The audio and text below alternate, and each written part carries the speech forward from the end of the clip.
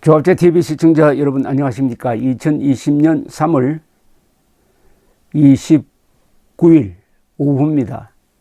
코로나 사태가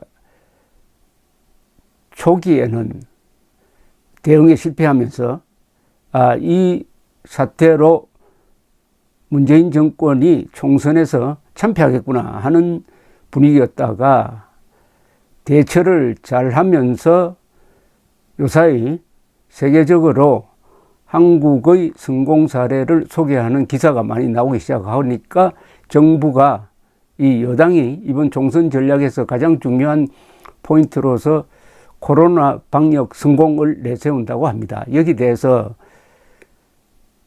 야당은 미래통합당은 경제 실정을 폭로한다고 합니다. 그런데 과연 정부의 잘한 점과 못한 점은 뭐냐? 이렇게 객관적으로 따져봐야 하는데 일단 세계적 평판이 좋으니까 이렇게 국민들에게 어필하는 게 먹혀드는 분위기입니다. 그래서 지금 문재인 대통령 국정 평가가 아주 급등하고 있습니다. 동시에 이게 총선에 영향을 줘가지고 문재인 정부가 잘하도록 밀어주어야 한다는 여론이 견제해야 된다는 여론보다 앞서가기 시작을 했습니다.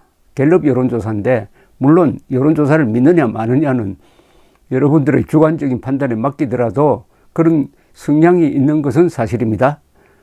자, 이제 코로나가 어떤 총선 영향을 가져오느냐, 이게 승부를 가를 것이라고 보는데 황교안 대표가 어제 페이스북을 통해서 반격에 나섰습니다. 박정희 전 대통령이 구축한 의료체계 덕분에 문재인 정부가 성공을 한 것이다 하는 논리입니다.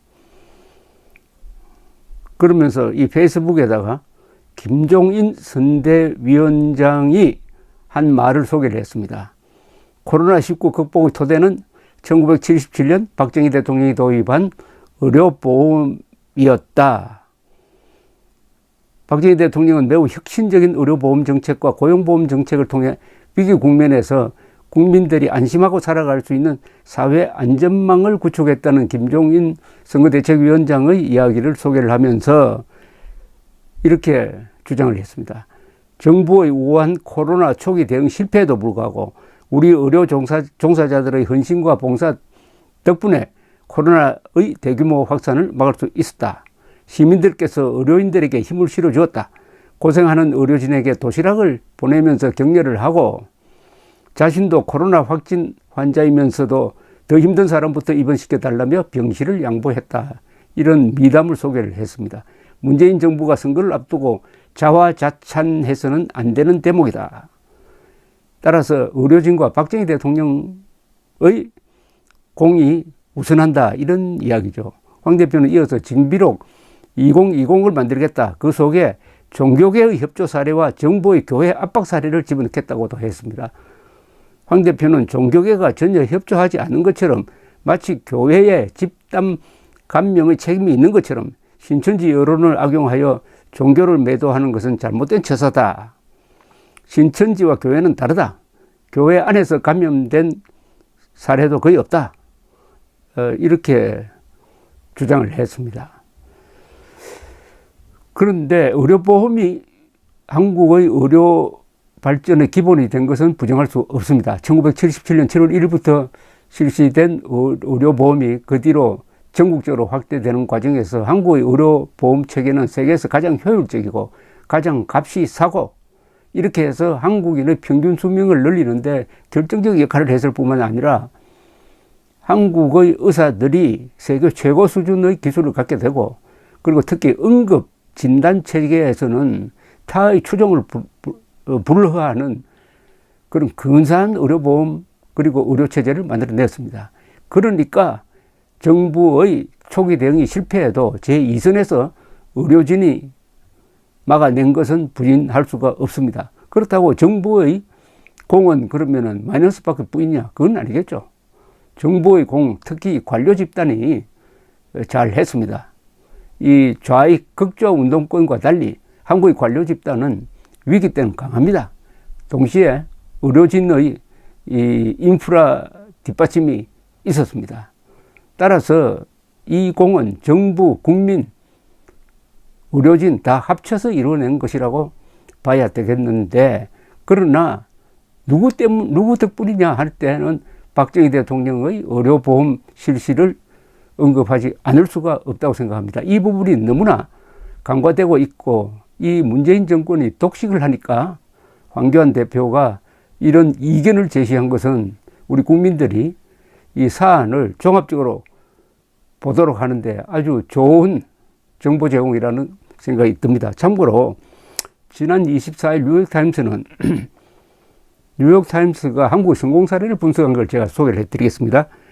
한국은 이렇게 했다는 제목의 기사를 통해서 코로나 확산에 대해서 당국과 국민의 대응을 극찬을 했습니다. 뉴욕타임스가. 부제는 한국은 경제를 정지시키지 않고 바이러스를 통제하고 있다. 이 신문이 간추린 한국 방역의 성공 요인은 4가지입니다. 첫째, 신속한 개입. 첫 확진자 이후 일주일 내에 당국은 진단용 키트 제조 회사 등 의료기기 회사들을 소집하여 대량 생산을 부탁하였다.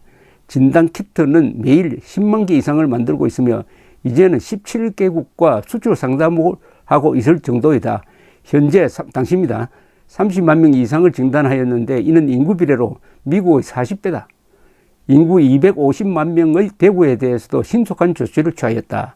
외국처럼 도시를 봉쇄하지 않고도 대응할 수 있었던 것은 감염 경로를 정확하게 파악할 수 있었던 덕분이다.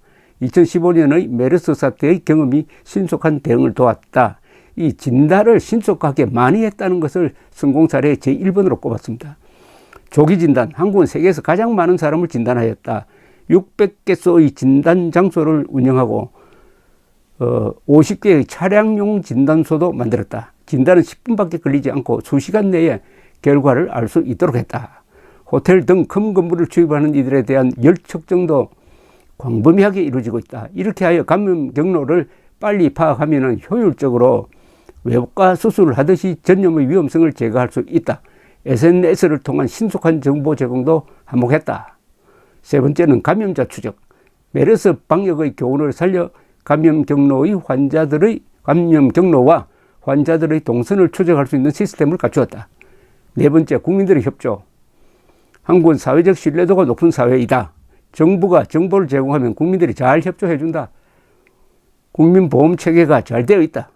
진단과 치료비가 저렴하여 솔선하여 진단을 받으려는 이들이 많다. 그런데 다른 나라들이 한국을 본받기 어려운 점이 있다. 첫째, 정치적 의지의 결여, 그리고 일반인들의 협조 결여 때문이다. 가장 중요한 것은 시간이다. 한국처럼 선제적 조치를 취하기가 어렵다. 하여튼 위기에 처했을 때 임기응변에 강한 한국인들의 장점을 이렇게 설명을 했습니다. 박정희 대통령의 10대 업적을 치면은 의료보험 성공이 꼭 들어갑니다. 의료보험은 이것을 설계할 때 참 잘 했습니다. 외국 실패 사례를 연구를 했습니다. 특히 일본의 실패 사례. 한국의 의료보험이 성공할 수 있었던 것은 그 설계자들 이야기 들으면은, 설계자들이라고 하면 뭐 세 사람이 저기 머리에 떠오릅니다. 박정희 대통령, 신년학 당시 보사부 장관, 주무과장인 김종대, 이분들이 이 의료보험을 운영할 때 정치인들의 입김을 받으면은 낭비적 예산을 쓰게 될 테니까 그것을 차단하는 데 신경을 썼다는 겁니다. 정치의 영향을 받지 않도록 하였다는 겁니다. 제일 중요한 게 그것입니다.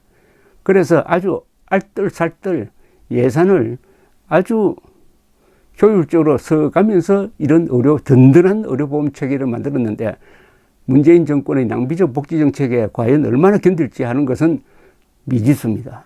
참고로 박정희 대통령의 업적은 의료보험 하나로 국한되는 게 아니죠. 이 기회에 박정희 대통령 10대 업적을 제 나름대로 추려서 소개를 해드리겠습니다. 1번 중화공업 건설, 2 의료보험, 3 4대강 유역 개발, 댐을 12개나 만들었습니다. 10년 동안에. 그리하여 물 부족 국가이면서도 물을 이렇게 여유 있게 쓰고 있습니다. 특히 수도권에서. 4 새마을운동과 민족문화 창달, 5 자주국방력 건설, 6. 월남 파병 및 중동 진출. 7. 원전 건설. 8. 고속도로 등 인프라 건설. 9. 산림 녹화. 10. 중산층을 강화했습니다. 그럼 문재인 대통령의 10대 업적은 뭘까요? 지지자들이 생각하는 걸 기준으로 하면 이렇게 되지 않을까요? 1번 대한민국 생애를 지운 것. 2. 민노총 등 자기 편 사람들에 대한 특혜. 3. 헌법과 법률의 계급적 해석과 적용. 4. 탈원전. 5. 4대 강보 해체. 6. 이른바 적폐 수사에 의한 방공체제 약화. 전직 대통령 3인 기소. 전 대법원장 구속. 전 국정원장 4명 구속. 전 국방장관 기소 등등. 7. 판문점 선언으로 자유통일을 부정했다. 8. 수도권 상공에 비행금지 구역을 설정한 남북군사합의서. 9번 사법부 장악. 10. KBS 등 공중파 장악. 이렇게 적으니까 박정희의 10대 업적은 국가건설 문명발전이고 문재인의 10대 업적은 공동체를 유지하는 제도와 법치의 파괴, 즉 국가와 문명해체로 가는 길이 아닌가 하는 생각이 드는데, 이번 코로나 사태를 통해서 문재인 집권 세력도 박정희 대통령이 깔아놓은 든든한 의료체계 덕분에 이번에 우리가 큰 덕을 봤다라고 생각하지 않을까요? 만약 그런 생각을 하지 않으면은 우물물 마시면서 그 우물에다가 침 뱉는 꼴이 될 것입니다. 그렇게 되면 화를 자초하겠죠. 감사합니다.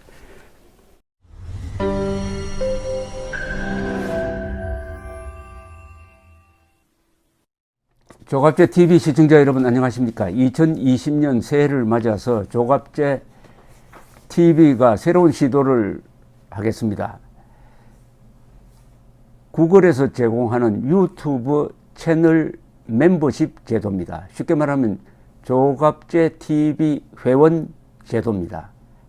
에 대해서 설명을 드리겠습니다. 벌써 조갑제 TV 구독자가 35만 명을 넘어섰습니다. 아이슬란드 인구와 같게 되었으니까 앞으로 이 커뮤니티를 활성화하고 상방향 소통을 강화하기 위한 제도입니다. 구독 버튼 옆에 있는 가입 버튼을 눌러주시기 바랍니다. 이 채널 멤버십 제도는 유료입니다. 유료인데 등급을 3등급으로 나누어서 특혜를 드리는데 구별이 있습니다. 조갑제 TV 첫째 친구, 월 12,000원 내시는 분들을 친구라고 부르기로 했습니다. 이분들에게는 회원 전용 동영상을 제공을 합니다. 별명을 조갑제가 답한다라고 했습니다. 논란이 되는 사실 등에 대해서 저에게 질문을 해주시면은 제가 성실하게 답을 하는 동영상입니다.